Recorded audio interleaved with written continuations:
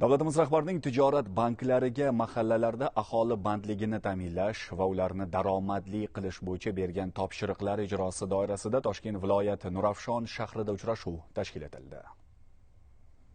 Nazorat uchrashuvida muammoli kreditlar masalasi atroflicha ko'rib chiqildi. Unda bank xodimlari hamda tadbirkorlar ishtirok etib, qarzdorlikni kamaytirish, kredit mablag'larini undirish choralarini tizimli tashkil etish va o'zaro hamkorlikni kuchaytirish ishlari muhokama qilindi. Davlatimiz rahbarining tijorat banklari bilan mahallalarda aholi bandligini ta'minlash va daromadli qilish bo'yicha amalga oshirilgan ishlar yuzasidan o'tkazilgan yig'ilishda muammoli qarzdorliklarni undirish bo'yicha tegishli topshiriqlar berilgan. Ushbu topshiriqqa asosan viloyat hokimligi, viloyat markaziy bank va viloyat prokuraturasi tomonidan qo'shma farmoyish imzolandi. Bunga asosan kelgusida vujudga kelishi mumkin bo'lgan potensial muammoli kreditlarni hisobga olgan holda reja grafiklar ishlab chiqildi. Tuman va shaharlarda shtablar tashkil etildi.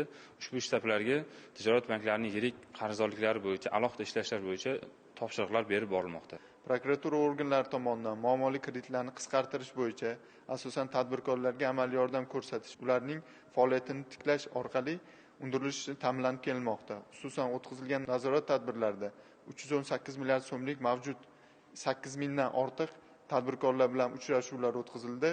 Ularga amaliy yordam ko'rsatilishi natijasida 650 ta korxonalar faoliyati sog'lomlashtirildi.